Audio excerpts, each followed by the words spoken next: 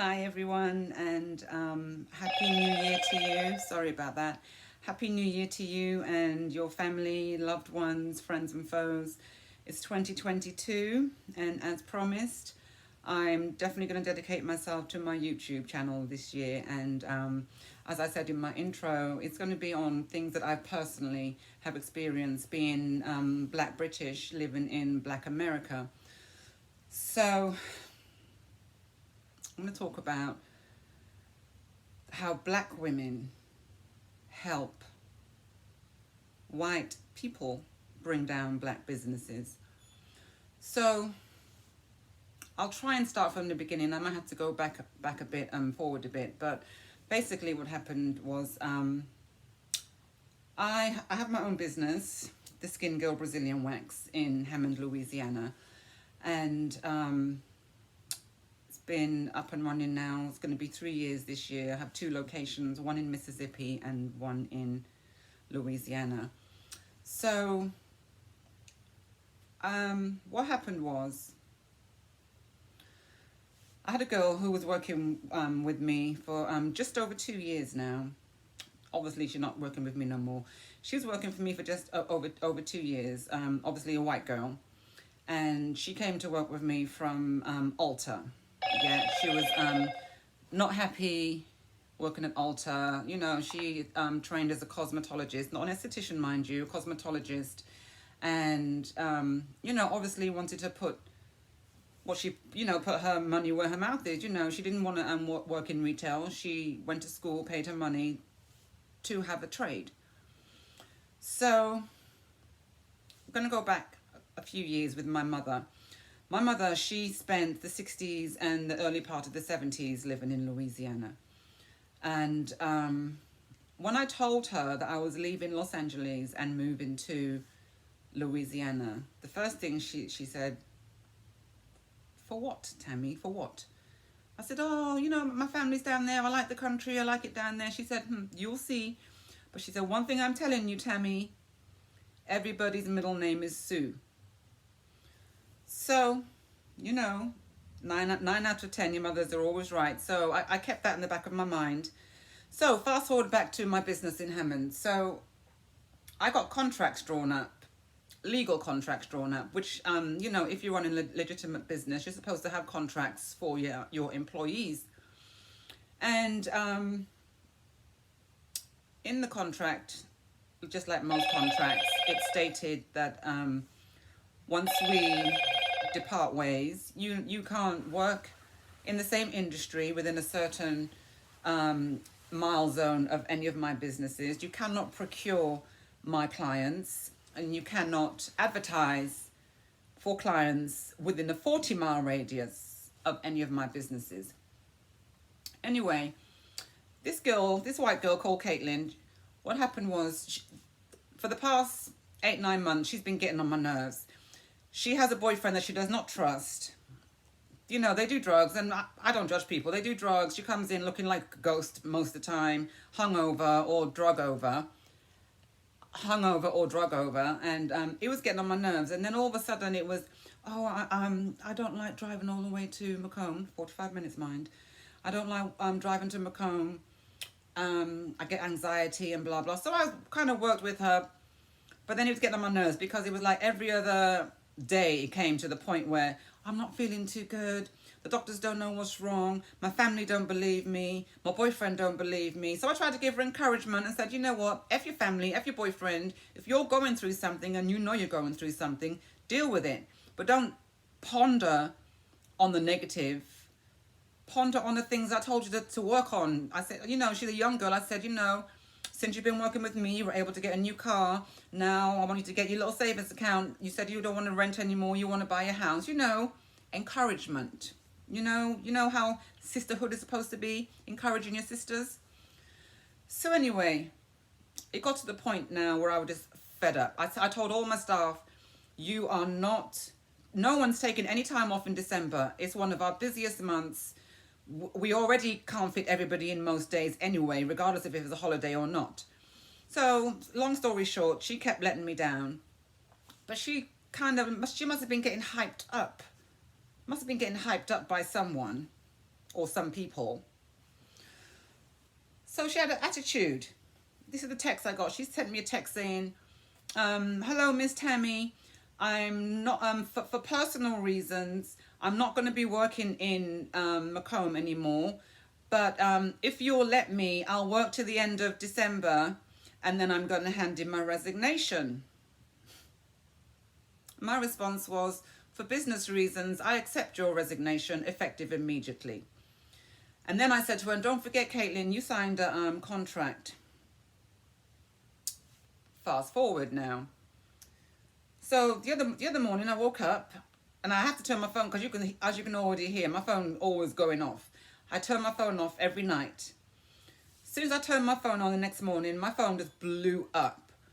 Clients, friends, all kinds of people were texting me and showing me screenshots of where Caitlin put a big post up saying something like, you know what?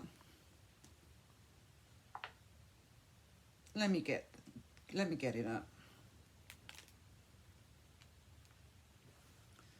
So, sorry guys. So, this was her grand post to everyone. And bearing in mind, this little bee signed a contract. It said, hey everyone, I am very excited to announce that I am venturing out on my own in the aesthetics world. Sorry. Sorry for the inconvenience to all my clients. I will be posting more updates soon.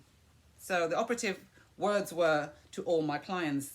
They're not her clients. They're the clients of the Skin Girl. So she messed up her contract there and then. But the meaning of the main reason I'm posting this post today is because when I looked through all the screenshots and I went down and, you know, looking at all the responses and all the people clapping for her, every single one of them was black girls. Every last one of them were black girls. Was I surprised? No, I wasn't surprised, because I've been living over here now since 2014. I wasn't surprised. I was just disgusted. Disgusted. Because since I've opened up my business, the only people that have been trying to bring me down are black women. When I had my sign, first put up my sign on my first business premises saying no bonnets and no pajama bottoms, you would have thought I took a child off the street and murdered them. The way these black women came for me was disgusting. It didn't bother me because it's water off a duck's back to me. I've been through more than that. I'm from the UK. We're made of stronger things, yeah? But it was disgusting to me. People were sending me screenshots and conversations of other people saying, who do you think she is? What you mean we can't go in there with our bonnets on? We should be able to dress how we want to dress. You can dress how the F you want to dress, but on my premises, you'll dress how I tell you to dress or you don't come in. Yeah? Simple, standard. Then, fast forward to when Monique made a video 2 years after I put my son on my door. Some gal came to my shop when I wasn't there, of course, took a photograph of the sign, and, you know, she must have had no traffic going on her social media, because she put up the sign saying, oh, she must have been jumping on Monique's bandwagon, putting this sign up on the door because Monique's in the media gone on about bonnets. Who do you think she is? You know, all the rest of it. Who do you think she is? She's not even from here. We can dress how we want to dress. So, but my response to that was, you go in these Chinese establishments that's been selling you your food since you have been born. That's where you get your nutrients from, the Chinese store, yeah? They have signs on their windows saying, no sagging, no tank tops, you must wear shoes, no hoods, no hoodies, no caps. Some shops even tell women you can't even come in here with a bag. I've never once seen a single black person since I've been here, since 2014, contest these signs on these other races' business doors. They don't even question it. But yet a black woman who's trying to elevate other black women into being more presentable when they're in public, it was a fucking problem. Yeah? So going back to my business now with this girl who messed up her contract. So now I'm getting a lot of clients, loyal clients, who keep coming to me saying, oh, Caitlin's trash. She keeps sending me friend requests. And I'm like, that's what I pay my lawyers for. She's about to get her letter. Don't worry about it. What did hurt me was the fact that black women over here love to keep talking about, we don't support each other. We need to support each other's businesses. Black women empowerment. Black women should stick together. This is why I don't fall into all that Black Lives Matter bullshit. I don't fall into all that, what they call it, support black business. It's all talk over here. Where I come from, we do believe in race first. We're not against any other race at all. Just like over here, whites support each other. Even if they don't like each other, they're going to support each other first. The Asians, who we call Chinese, or the Orientals, they support each other. Even if they don't get along with each other, they're going to support each other first. Every other race, the Pakistanis, the Indians, they all support each other. The Afghanis, they all support each other. But let a black woman try and do the right thing, and also try and uplift and help other black women to do their thing, then it's a problem. You're all a bunch of haters. And I don't want any of you to come on here and make your comments about, oh, it comes down from slavery and it's been embedded in us. You can all jump on TikTok so quick and make these dances. You can all jump on Instagram so quick and do the Boss It Challenge. Use the same time to go and research and elevate yourself and move on from it. Am I saying forget slavery? No, not at all. Most of the time, half you don't even know the truth about slavery, because everything you know in America about your history has been taught to you by white people. White people who don't have your best interests at heart. Never have and never will. And now I'm not going on the individual white person. Not at all. So don't get me misconstrued, because you all know what the F I'm trying to say here. I'm not talking about individual people in their race. I'm talking about as a whole. They're not doing nothing wrong. They're supporting their own race.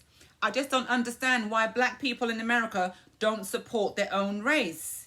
You're all very hateful and very jealous. Yeah, hateful and jealous. So I'm going to piggyback onto this topic of conversation and give you an even better example. I have a friend of mine who started working for me, and she's been a friend of mine for like coming up to 7 years now. White girl. And her husband used to work away in Texas. And she didn't want him to go away anymore in Texas, because, you know, she's got 3 children and she was finding it hard being a stay-at-home mum, because she is not lazy at all. She's about her money and she's about work. So I asked my hubby to get her husband a job at his place. Now I'm kind of like semi-friendly with my hubby's boss, who's a white female who also dates black men. Bear with me now. Just bear with me. All her sisters date black men. I've never seen them with a black girlfriend. I've never seen them with black friends, but they all date black men, which is their business, yeah?